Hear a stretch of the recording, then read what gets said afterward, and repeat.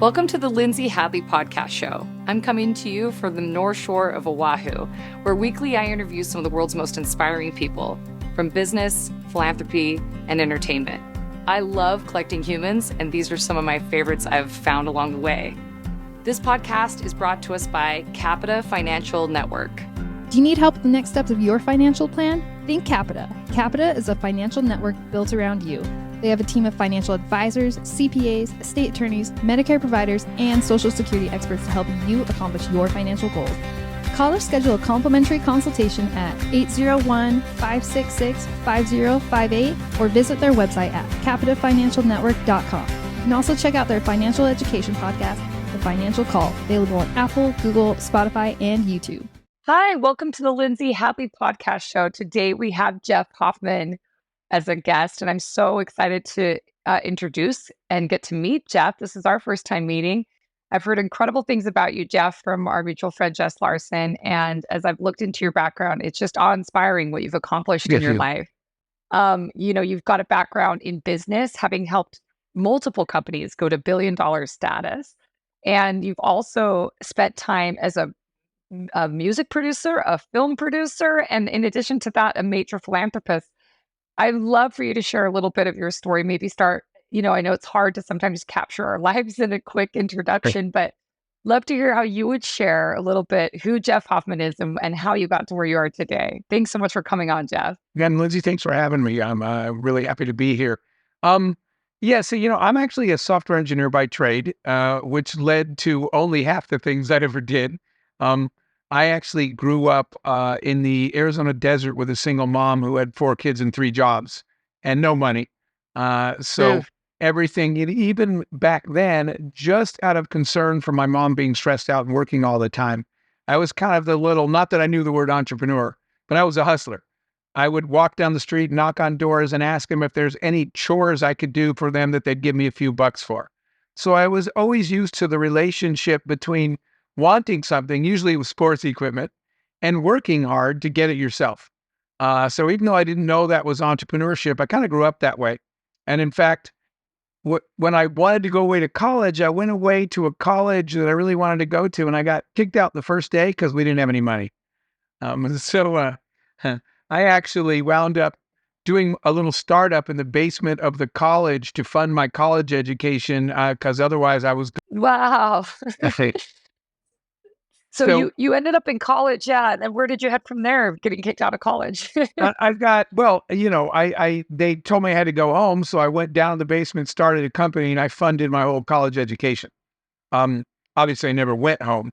I got a software engineering degree though, Lindsay, because everyone told me that's where the good jobs were. And so I went out and I got a good job at a good company and a good paycheck. But in all honesty, I didn't have a good life. I actually hated my job every day. I would just stare at the clock waiting for it to end. It was not fulfilling. It was not joy. It was just a paycheck. And one day, after only a few years in corporate America, I just walked out and quit.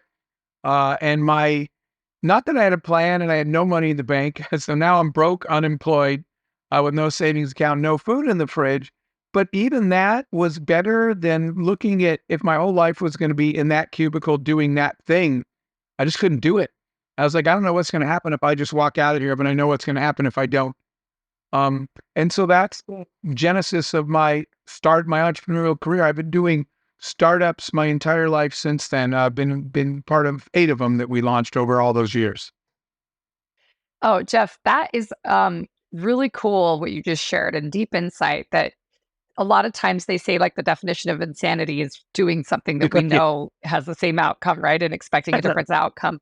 I mean, the fact that you have the bravery to say, I know where this is leading me and I'm not happy, so I'll take whatever's behind this other door is just really compelling. I think a lot of people could relate to that in their lives, like whatever it is, if they feel stuck or despondent about a situation. So I love that. So 8 different startups, one of which is bookings.com, which everybody is familiar with. That's a global phenom brand. Can you tell us about the different companies and Sure. do you have a favorite? And maybe love to hear the color commentary behind these incredible behemoth brands you built. Probably the favorite is the first one, because I was so, as I just told you, now I'm unemployed and I'm broke and I'm 20-something years old and I walked out of my job and everyone's mad at me because I had a good job, right? My mom's like, what is wrong with you? I had a good job and a paycheck and I quit. And, a lot of times, by the way, the point you just made, Lindsay, when people ask about fear of failure, they always say, how do you deal with that? I just look at the alternative, right? If the thing I'm doing is scary, but you know what's scarier? If I have to go back to where I was and have to deal with the boss and the life I had. So it drives you to look at sort of your worst case. And that's what kind of pushed me forward. But anyway, so I was broke and unemployed. Um, and everyone's mad at me. And I bought an airline ticket to go see a guy that I wanted to mentor me. I was hoping to talk him into that. And when I got to the airport, there was like a zillion people, and the lines were miles long. And back then, you had to wait to talk to a human to get your boarding pass. You had to check in at the counter. That was the only way to check in. Show your someone at the counter hits print and hands you a boarding pass, and then you can go through security. And in the more than an hour, almost hour and a half that it took in that line, I missed a flight. And when you change a flight, you pay a fee. If you just miss it, they take the whole money. And when you're broke and unemployed, that's pretty painful. So I got particularly upset that day. And that's what led to my first startup. I kind of went home and that Friday, took out a pencil and started drawing. And so today, when you go to an airport and you check yourself in at one of those kiosks, you know what I'm talking about, right? Yes, Um, absolutely. yeah, those check-in kiosks are now pretty much in airports all over the world, but that was my first creation. Um, and so I launched a company, no idea how to launch a company. I'd only ever had one job and I failed at it. Um, and so now I got this idea that I could maybe make a kiosk that people could check themselves in. So I never miss another flight. But everything about starting a company, hiring people, getting some financing, building the product, marketing it, never done any of those things, no idea how. So that's probably my favorite company because everything was a challenge, everything was a learning experience. Lindsay, you have those ups and downs. One day, the little bit of money that I had went into building a prototype. And one day, the little group of employees I had went running full speed out of the office past me. And I get up and I was like, where is everybody going? And as they stream into the parking lot, they yell back, the prototype's on fire. And I'm like, are you guys just going to Oh leave? no. You're just running Oh out? no. Are you just going to leave me here? And they're like, we're fanning out to other offices to find a fire extinguisher, but they still let me in the building. So, your dream is brilliant things. Um, but we got a prototype built that worked. I didn't need money so much to create it, but I had some people helping me and I needed to pay them. And then I needed to order a couple of actual prototypes, right? Where you need a manufacturer to make them and that costs money. So I was able to get a first investor and kind of the rest is history. We, even though I was not money driven, I was freedom driven. I just don't want to have to Yeah. work before. Um, we were making a lot of money because everybody was buying them. And then we got even luckier because I was able to, in year 4, we sold the company. Jeff, So that's that an was amazing story. That's like your first startup that has impacted the entire world. I feel everyone who's ever traveled. I travel regularly. I'm taking a flight tonight and I'll be, where are you for headed? sure using the kiosk. I'm headed out of Honolulu, where I'm based, to Utah, where I'm from. And I was just going to say, like, were you the first? What was the name of that company? And then were you the first to market with that concept? Were you literally Absolutely. the But inventor? we had some patents on the software side of it, which helped, which is why people bought the company instead of just trying to compete with us back then. But yeah, we had a super creative name. It was called Electronic Ticketing Machines. And that's what they were. ATM was already taken. Um, uh, and they didn't have. The point is, each time we would sell them, they'd be painted in the color of that airline, right, with their logos on them. So it wasn't about us; it was just about getting paid to do that. You know, it's funny, Lindsay. Even today, all these years later, every once in a while, I'll get a text, and it's a photo of somebody that was in a hurry, standing by a kiosk, holding up their boarding pass, and they'll just text me, "Thank you," with a smiley Oh, face. that's beautiful. That's um, so sweet. And, it's yeah, funny that's that it. that's what stays with you. Like, you obviously had huge monetary values, huge success, in a business sense, and you parlayed it into others, which I've decided to hear about. But something that Jess said about you is that your favorite thing to do is find out how to create more value for others, that you're really focused on, blessing the world and helping people and in your philanthropy. And I'm dying to, if you don't mind, put a pause here and segue into this, because this is one of my Sure. passions. I spent 20 years Of in the course. nonprofit sector and build an expertise and helping in that space. And I know that for me, it was similar to you. It wasn't driven at all by money, as the nonprofit sector isn't. It was driven by a desire to have my life have a purpose and to feel the intrinsic Yes. value of doing something meaningful and diminishing suffering. And it just really is a compelling way to live. And I love that you used business for in the same aspect. I mean, it's very clear that you were solving a pain point for yourself, but you saw that this could be helpful to so many people. And at the end of the day, they say to become a billionaire, like help a billion people. Like at the end of the day, if you actually do something that you improved the quality of experience for not only Exactly. the customer, but the actual ticketing agents, the airlines, the security process, you would have streamlined so much of what goes on in an airport and in the travel industry just from you solving this pain point for yourself. It's kind of cool how helping ourselves can actually help others. So I'd love to hear about your philanthropic work, and then we can segue back. But this just made me think about what people know you for, which is your desire to help others. And by the way, as a side note, uh, part of our goal when launching Priceline.com was to bring the price of travel down, to make travel accessible to people that couldn't afford it without us. So we did care, right? We're like, if we can create a way to discount travel, more people could travel, which would be a great thing. So that was part of the mission at Priceline, which was obviously before Booking came along. But um, for me, I started to see, so here I am in the travel business, right? And my job is to travel around the world because that's where we sell we deliver our product to airlines around the world and airports. And in doing so, you get the blessing of something that a lot of people don't get, which is to see how the whole rest of the world lives. And you instantly realize how lucky you are, right? You see how strong your blessings are instead of complaining about whatever one thing you don't have. Your car is 2 years old and you wish you had a new one, whatever the first world problems we complain about these days. The more I traveled, the more I saw the way the rest of the world lived.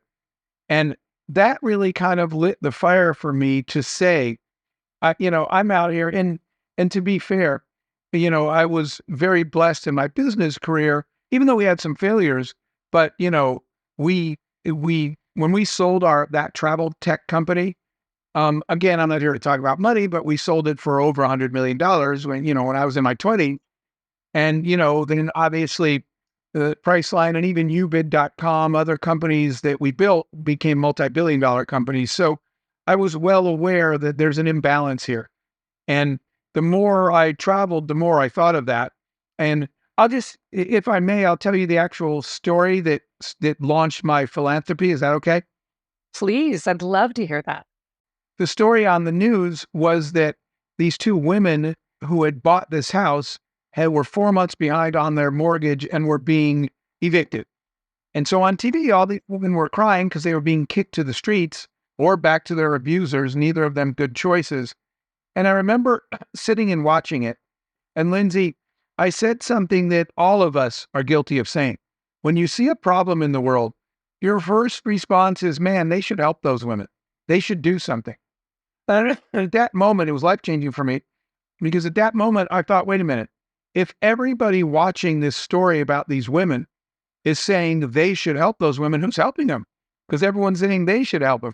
So I stood up and I wrote something on my board are the 4 words that drive my life. I wrote, there is no they, it's you. And I was like, wait, it's me. And so I literally jumped out of my chair and I thought, the money that I was feeling a little guilty about 5 minutes ago, thank God that I have it. Thank God that I worked really hard, set big goals, and took good care of my customers because I can fix it. Excuse me. So I called the news station and it's a new public story. I asked them for all the information. And the next day I did this anonymously because the story needs to be about taking care of our women, not me. But I basically went and paid for the house. And it changed everything because I realized, by the way, that night on the news, they were showing it again and the women we're telling the story, and the woman said, um, it was a miracle. Some guy that they don't know, some guy anonymously paid for the house, and we're all safe again. And, and we don't have to worry about it ever again. And she said it was a miracle. And I wrote something else on my board, Lindsay. I wrote, your success is someone else's miracle. So it's like, it's not a miracle. I'm just a really hard worker. And I hire good people. I take care of them and I build good products. That's not a miracle.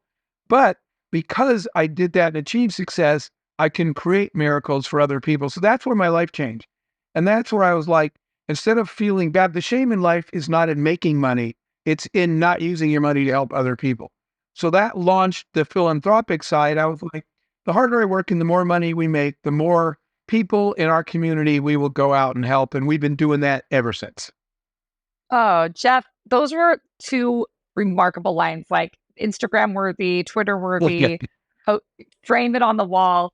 I mean, the idea that you are the they, like, it's interesting. If my son's a part of a male kind of actualizing youth project called We Are the They, and it comes from that exact Oh, story. I My love friend that. Jimmy Rex, yeah, my friend Jimmy Rex, like, was on this humanitarian project that was trying to help women get out of sex trafficking, and there was life-threatening situations. And his partners, his girlfriend at the time, her wife, was saying, it's so dangerous that I want you to do that. Why don't you let them do it? Uh, They can do it. And he said, we are the they. yep. So that line is, my son's a part of this, and they do all kinds of things to help see their potential as leaders and make a difference in the world. And so I think that's really cool. I love that you saw that. And they've proven actually in psychology that if, in many instances, if there's a lot of people around when there's great need, people will be in paralysis believing someone else will do it. So that's an Yes, actual exactly. psychological phenomenon. I've always, because of that, I've always been like, I'm not going to be that guy, because I learned that information. And so I've been in situations where literally a person's drowning at the beach or something, and I'm like, I'm just going, it probably wasn't smart because I'm not the best fit to do so. But like, sometimes it just takes someone taking that action and not relinquishing the responsibility. So I love your heart on that. And your second line about your success is someone else's miracle gave me chills all over my body, like, Well, which, I think is thank so you. wonderful. I I give this talk around the world on leaving your legacy, and a company invited me to visit them after that talk. And in giant letters on the wall of their company, they painted, your success is someone else's miracle. They did put my name under it, which they didn't need to do, but they launched a program after hearing that, where every quarter, because this is what I would do. Every quarter, we would take a percentage of earnings and we would pick someone else in our community to help. And so this company went and launched that program, and it's just amazing to see that ripple effect of more companies that have gone out and started that quarterly program. And just a note on that. When your company makes a donation, that matters. But when you work at a company and your boss in a meeting says, I, the owner of the company, made a donation to this. It's great, but let me show you what's different. I never made the decisions after that. I gave the money to my employees, and I said, you find someone in our community that needs help and go help them. When the employees are choosing that and picking the people and handing out the money themselves, it's a big difference over me just telling them that I wrote a corporate check. So we do these community giving projects every quarter, and now there's literally companies all over the world that heard me give that talk and are now doing the same. So I'm very appreciative of that ripple effect of other companies saying we wanted to make a difference as well. Oh, Jeff, that's really valuable to hear, because I think you're absolutely right. When people are part of something and they even just get to, even be the person that gets the gratification of being the face behind the gift or whatever, Sure.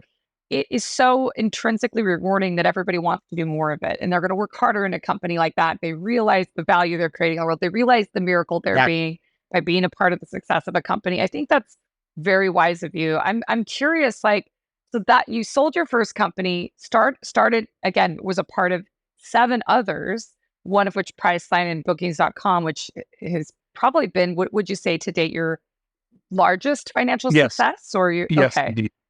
And I mean, Those are household names. Everyone in the world knows about them. How does it feel to have made something that everyone in the world knows about, that everyone's been touched, and not just once, but now multiple times? I mean, what is that like for you? As you get someone texting you randomly, or when you see the impact of your creation and your hard work and your life's significance, that's pretty phenomenal, I would think. It's rewarding in a way that the money isn't. Obviously, I'm not pretending that we didn't, care. We were trying to be profitable, and I'm not pretending that I didn't like the fact that we made a bunch of money. But that can, I guess, that can go away, right? You can make bad decisions and lose all that, but the having impact is something that stays with you forever. It's not just seeing, for me, like just seeing people using kiosks in the airport, but I remember the very first time I was walking in the mall. And this is exactly what happened. Two women, I was going to meet somebody, two women were walking ahead of me. And the one woman said, "Wait, I thought you couldn't go to your sister's wedding because of the price." And she said, "Well, I found a way to get there and save a bunch of money. So for that reason alone, we got to go to the wedding." And the other woman said, "How did you?" Oh, And she said, Priceline.com. It saved me so much money that I was able to afford to go to the wedding. And she said, thanks to Priceline. I was standing right behind them. I'm sure that if I had said, wow. it's us, she would have said, sure it is, random guy in the mall. But I was there grinning. I was sitting there grinning because I was like, man, we actually did something. So it's important because for a lot of people, a paycheck is important, but it's not enough. Being able to impact whatever industry you're in really matters.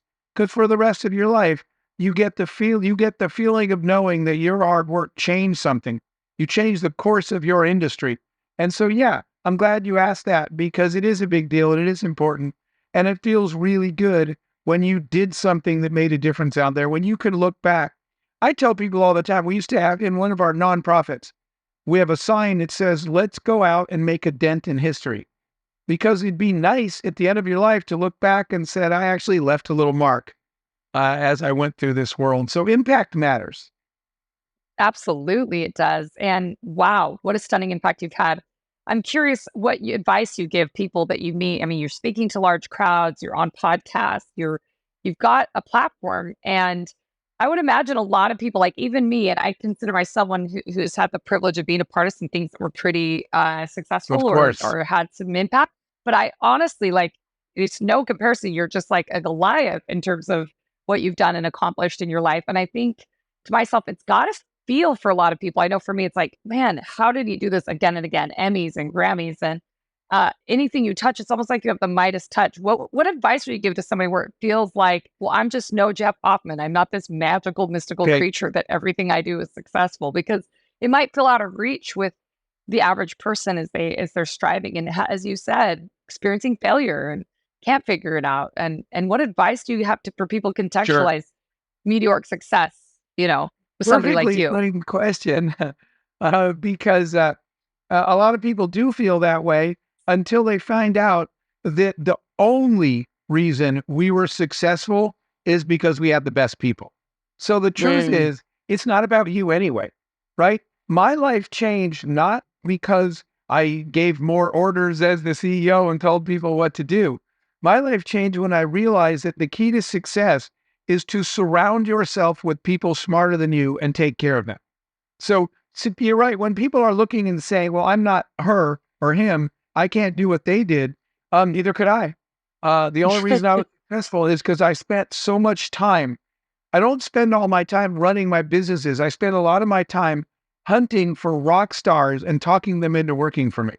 Your real job is to create the place where the best people in your industry all want to work for you and never want to leave. When I sold that first company, I was doing a news interview and the woman's like, you had a 1,200% a year revenue increase in profits and sales and all numbers. She said, amazing accomplishments, Mr. Hoffman. What are you most proud of? But on the way to the studio, Lindsay, the woman that ran HR for me called me and she was all excited. I said, what? She said, Jeff, I just verified something that I wanted to tell you. I said, what? She said, in all the years from the day you started the company to the day you sold it, nobody that works for you has ever quit. And I was stunned. I said, that's the coolest thing Wow. I've done. And I don't know how. So I started calling people and say, why don't you guys quit? And they're like, is this a problem, Jeff? Do you want us to quit? I said, no, I just don't know why no one ever quits. And they started telling me. They said, because we think that you work for us, not us for you.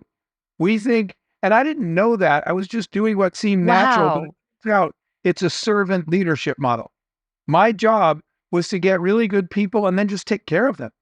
And people started saying, we've never been somewhere where the boss feels like he's our employee. And I didn't, like I said, I didn't know that. But I apparently, whatever I was doing, I was like, tell me again so I can do it on purpose next time. So surrounding yourself with people smarter than you, taking good care of them so they never want to leave is the ticket to success, not you working harder and working longer. I get that all the time. People call and say, I'm working harder and longer than I ever have. Why am I not growing faster? And the answer is because you're the one in the way. You grow when you realize that real leaders don't create followers. Real leaders create other leaders, right? A lot of times, Liz, you'll understand this. So I've been criticized by people because I don't go build social media following, right? They're like, you need to do everything you can to get more followers. And I said, my goal is not creating followers, it's creating leaders. If you want to see Wow. my followers, go look at the followers on the Instagram accounts of the people that I've raised, basically. The leaders I've created, go see how they're doing because that's where my success lies. My job is to create leaders, and that's what made me successful. Wow. Jeff, these are stunning insights. They seem like things people just take for granted. When you speak it, it's like so obvious. But yet, as your employees pointed out to you, you're the only leader that made them feel that way. So, my mentor invested in two publicly traded companies and he had advice. He was the most prolific and successful options trader in history. I Okay. feel like I speak about him on every episode of every podcast. And he's my Gandalf and Dumbledore and all wrapped in Yoda, all wrapped into one. But he passed away about a year ago, and that's probably where my heart. I always think when I hear something, a truth, a nugget, a capital T, eternal truth, like you just shared, I think of him because he gave me so many things along the way.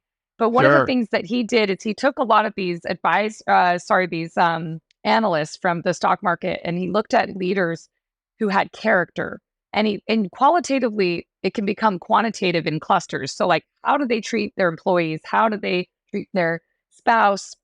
What are their beliefs about humanity? How do they treat their enemies? What are their corporate social responsibility purview? All these things they can look at to get a sense of the character of the leader.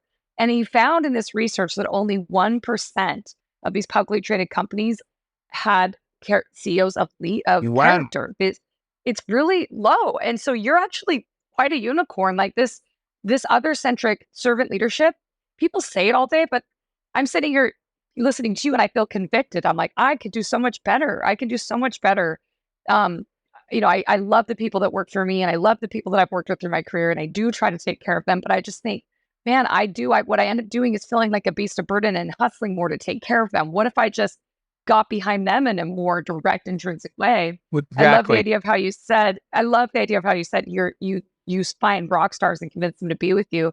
Do you think though part of it was that you had a great idea though? Because if you don't have there, how do you convince a rock star to come? I mean, you Yeah. can be as flattering or as helpful or as deferring to them as possible. But if you don't have something of real potential, and I think that might be part of you're being really genuine in your answer, but I think you're missing and maybe your great gifting. Maybe you see what people don't So see.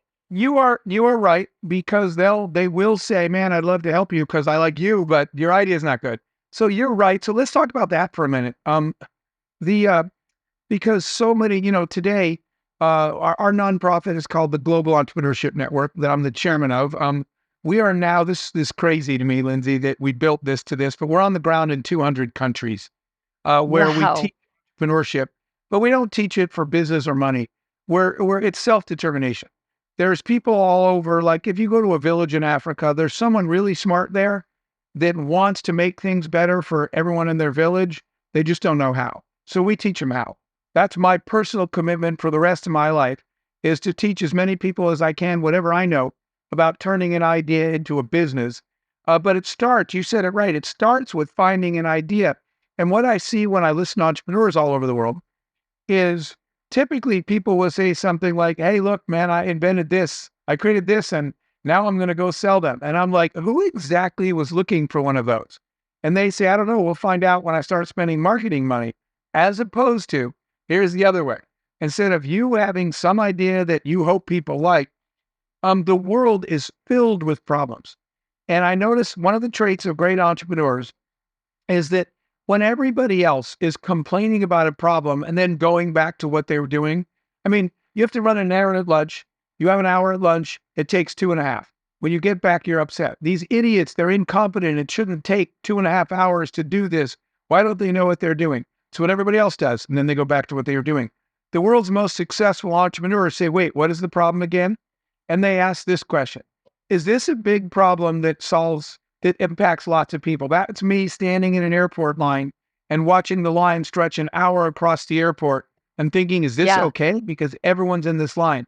The second thing that entrepreneurs do to be successful is they say, is there a better way? Could I fix this big problem that everyone has? And if the answer is that, if you think it's yes, then they do a third thing no one else does. They say, you guys go home without me. I'm going to stay here till this is fixed. So Mhm. solving an Listen, actual problem that everyone else is complaining about, instead of trying to invent something you hope people will buy. So I'm going to say that the reason that maybe my ideas were good is because I didn't think them up in my office. I came across them in the world. I do not, Yeah. like when people tell me, man, you've been really lucky, what I tell them is I've been really engaged. I don't sit in my office very much at all. I'm out in the world as much as I can because two things are out there. One, the good ideas, because the problems are out there. If you're out in the world and you're encountering problems, you say, man, this needs to be fixed. I'm going to own this one.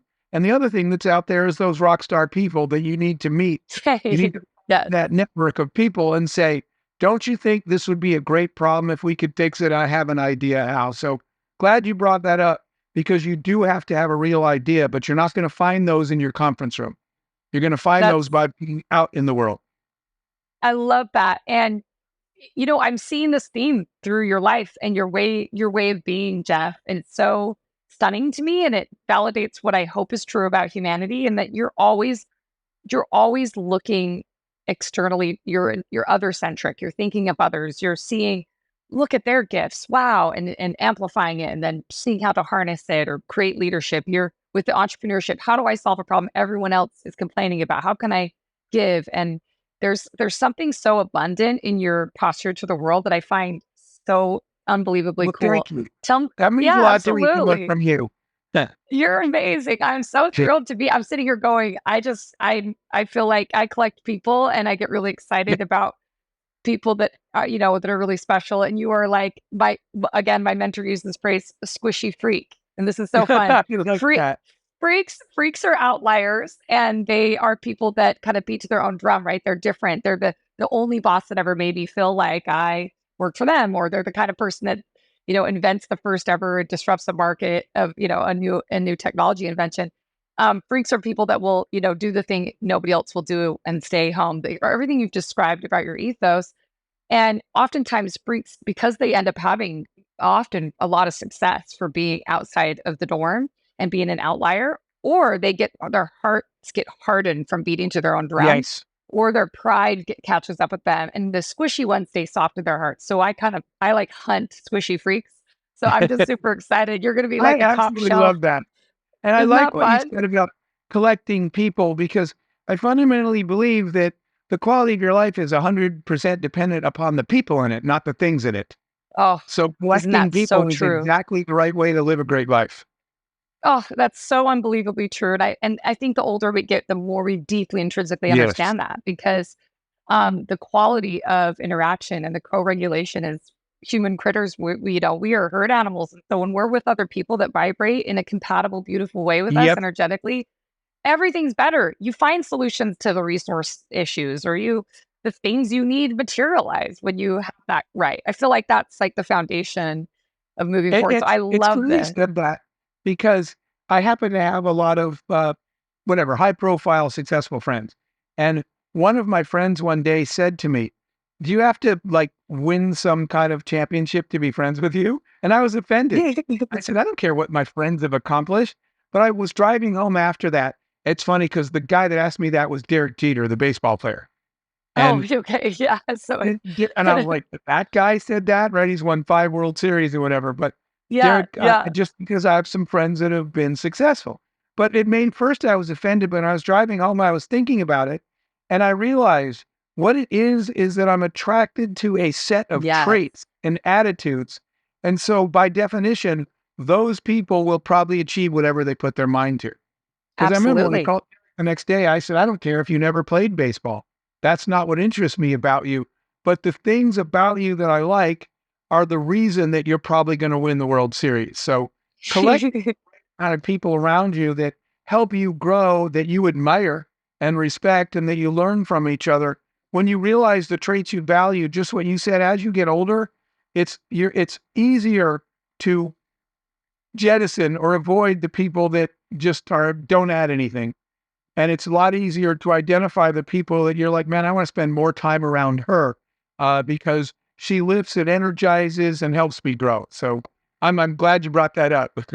So Well, true. thank you, Jeff, for validating that thinking and for being somebody who's just like a perfect embodiment of that to me. Tell me a little bit more about your philanthropic efforts. So you said it was the Global Entrepreneurship Network. Did I say that Well, right? there's 3 that I've been involved in. One is Okay. GEN, Global Entrepreneurship Network. And we have a really simple mission, as I said, to help anybody anywhere start and grow a business. And the reason why is it's not about business and money. It's about dignity. It's about a freedom. We're teaching people. I'll give you a perfect example. I've probably visited, worked with Muslim women in every Muslim country, teaching them how to Wow. start a business at home online. So if you take a Muslim woman who is in a situation where she's not allowed to have a job and she's really not even much allowed to leave home, she'll never get out of that situation. But what if we taught her how to start her own business online while she's sitting at home, uh, become a CEO, generate products, customers, revenues, and one day she can pack up and go live her own life because she doesn't need to be dependent on anyone anymore. So our goal is just teaching people how to help themselves by sharing with them the skill set and the mindset of entrepreneurship. So that's what we do at Chat, but we work in 200 countries now, which still blows me away. But you know, I'm. It's funny that I do professional speaking now because I have never had any training. I'm not a speaker. I'm just a guy that builds stuff. Right. My focus all the time is on execution. Let's go build it while everyone else is talking about it. I used to have a sign on my door as a CEO, Lindsay, and my CEO door, if you walked up to my office, it said, ideas are welcome here, but execution is worship. I don't, by the time people spend explaining stuff to me, I'm thinking you could have built a prototype in the time you spent in my office talking about it. I'm the one that always impatient to go build. So I'm pretty thrilled that we've built that in 200 countries. The other one that I have my own youth charity called World Youth Horizons. And I started that. Part of the reason I started that was because when I would write a check to donate to a lot of nonprofits or charities, I didn't always know where the money went and I couldn't always get a report. And so I just started my own. And people that donate to World Youth Horizons, 100% of all proceeds goes to children. Everybody that works for it is a volunteer, and any other expenses I pay.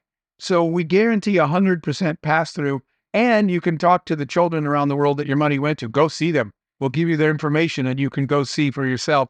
So in that, our simple goal is that there are a lot of children in the world that will never have a chance at a better life because of a situation they were born into that was out of their control. So I'll give you a perfect example. We're now building another youth home. I don't use the word orphanages, another youth home in Uganda. In Uganda, a lot of the parents all killed each other in civil war. So children were left in the jungles basically to die. So we round up those children, we build homes, we raise them in our homes, we feed them, and we dress them all up and send them to school so they can get out of the youth home by getting an education and getting a job. So we do that in places like Uganda and Ethiopia, but we also work with youth all over the United States as well. So that's my youth charity. And then one more, the third thing that I've been involved in since I retired from being a CEO um, is a nonprofit called the Unreasonable Group. It's named that or the George Bernard Shaw quote. He said that A reasonable person adapts to the world around them. An unreasonable person expects the whole world to adapt to them. Therefore, progress is dependent upon the unreasonable. So the unreasonable group is a nonprofit that's job is to find all the entrepreneurs, all the people crazy enough to think they can change the world, and let's just help them do it. And we do that by mentoring them, by providing access to financing. To date, at Unreasonable, we've helped 360 startups that are all solving social problems, right? You can't be selling hotel rooms or kiosks like I was. These are people that are solving problems that align with the United Nations 17 SDGs. You're bringing clean drinking water to people that don't have it. You're feeding people without food, etc. We've worked with 360 startups that work in 187 countries.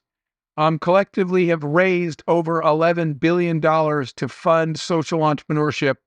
And we've had positively impacted, particularly proud of this, over 1 billion lives, meaning that we gave them food, water, off-grid electricity, something that improved their lives that they didn't have before our companies got to them. So that's what I've been doing since I stopped being a CEO, and it's way more fun and fulfilling than running companies and making money, even though, to be fair, if you do that first thing first, it puts you in a position to do the second thing.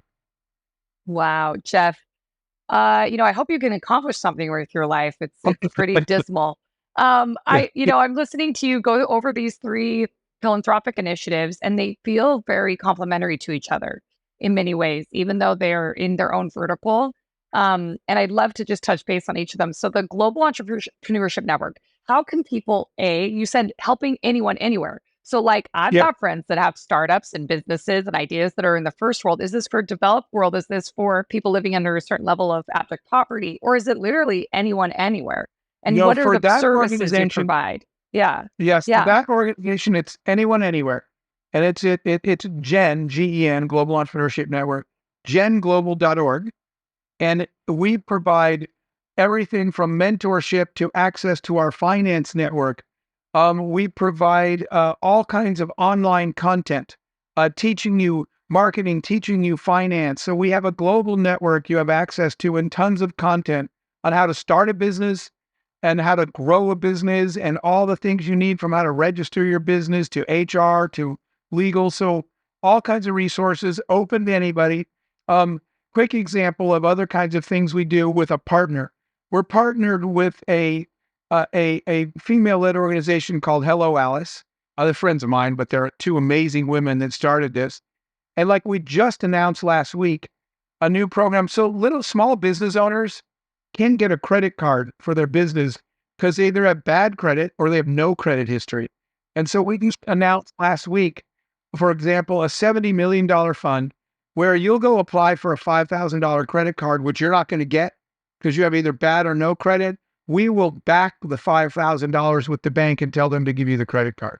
So we are small businesses get credit so they can operate. That's an example. During the pandemic, at Gen, we gave out $10,000 and $20,000 grants, gave out millions of dollars to small businesses who just couldn't sell their product because of COVID. So we're open to anybody, and we offer a broad range of services at Gen. It's a nonprofit. Incredible, Jeff. Are you predominantly funding that, or what is your mechanism for funding to make that You sustainable know, and scalable? fortunately, so I still serve as chairman of it, but we have an Mhm. unbelievable team. Fortunately, we have a lot of organizations that believe in us and fully fund it, so we don't have to. An example Wonderful. is our biggest funder is an organization called the Hoffman Foundation, which is the world's largest foundation dedicated solely to funding entrepreneurship around the world. His example is they write very large checks to us because they love what we do. So we're blessed that we have donors that fund Gen and we don't have to. We just have to get the work done. Phenomenal. And so you're in 200 countries. Is that in that because your services are digital and it's kind of it Oh has no, we scaled have through? people.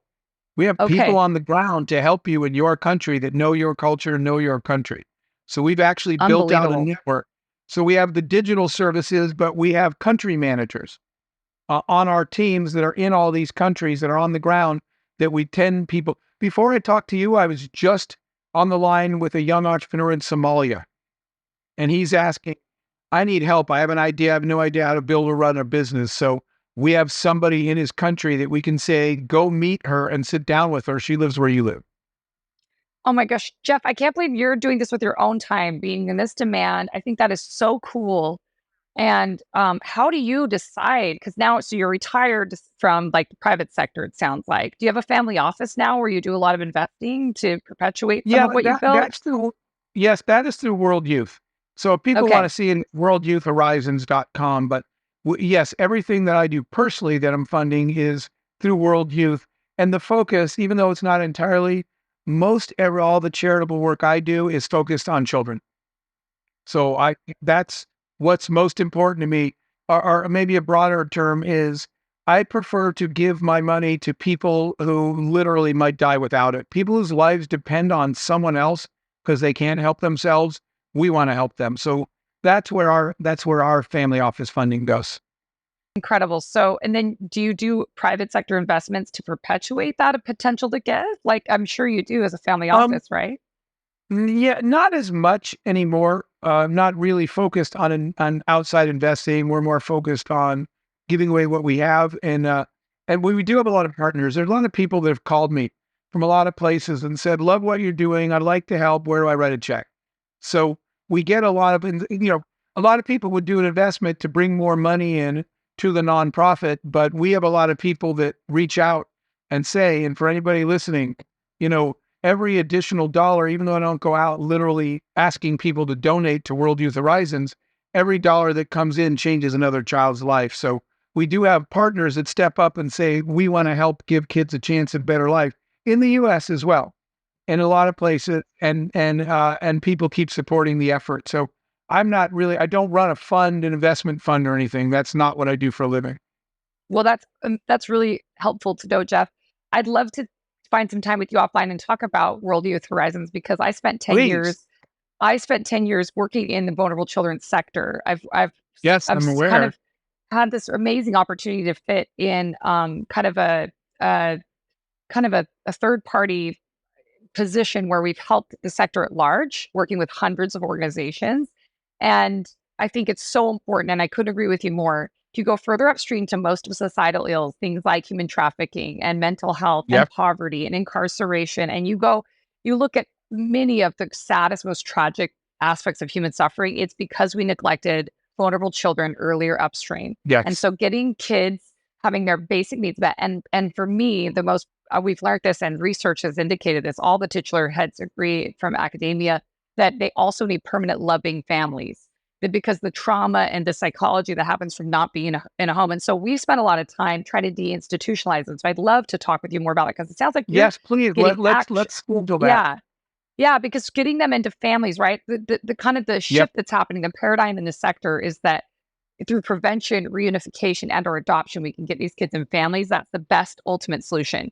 In the meantime, you know, immediate care, like these kids that in Uganda, like, the work in Rwanda is a great case study. But, um, you know, uh, President Kagame, in partnership with Rick Warren, the mega pastor from California, created what was called the Peace Plan. And they had pastors throughout Rwanda after the genocide and the civil war, when there was huge proliferation of orphans. They had them get soaked up by families that were in congregations. And by having a hyper focus of getting them out of orphanages, it relieved the government of welfare and institutional care and the consequences that come from that, putting emphasis and back into families and supporting families. And that's where I see like the synergy of all the pieces you're doing between entrepreneurship. I love the unreasonable strategy. I'd love to talk to you more about that. And then the stuff you've done with children. And I think there are really good institutional temporary situations that you need these kids. They're right now today, they're starving. They're living in trash dump heaps. They're malnutrition. They're being exploited on the streets. They're being trafficked, all these things. We can get them into loving based Yes. situations. But if we can repurpose long-term warehousing into community centers that actually focus on family-based solutions, we found such tremendous value in seeking like in that purview. So I'd love to talk with you more about that because I think what you're I doing is really could inspiring. not agree with you more. And in fact, I was not that long ago, I was teaching entrepreneurship inside a federal prison in California. And inmates were telling me when I pulled them aside one on one, They said, look, all the crime that got me convicted came from the gang. I joined a gang that ran drugs or whatever. And when you would say, why'd you join a gang? And they said, because that's the only family I ever had. I hear that over and Absolutely. over again. They're like, at least I Absolutely. had someone who cared about me. I never had any family connection. So yes, I look forward to that conversation. Oh, Jeff, well, we're just coming up here at the top of the hour. I can't thank you enough for your time. I'm so deeply inspired by you. And I get excited about people, but this is on a level that I'm like stunned. I'm going to be Mhm. calling all my best friends and be like, I just met the most remarkable Let me- squishy freak. I'm so thrilled to have met you and to hear about your life. Thank you for being you. Thank you Thank for you so much leaning for having me. in like you have to the world and being the leader you are. I can't imagine what an incredible ecosystem you've built around you just by being you. So I'd love to find any way to help in any capacity and have your goodness rub off on me, Jeff. Full disclosure. I just want to hang with you. So All right, thank you we will again. continue this conversation then, you and I offline. Thank you, Jeff. Lovely to have you today. Do you need help with the next steps for your financial plan? Think Capita. Capita is a financial network built around you. They have a team of financial advisors, CPAs, estate attorneys, Medicare providers, and Social Security experts to help you accomplish your financial goals. Call to schedule a complimentary consultation at 801-566-5058 or visit their website at www.capitafinancialnetwork.com. You can also check out their financial education podcast, The Financial Call, available on Apple, Google, Spotify, and YouTube.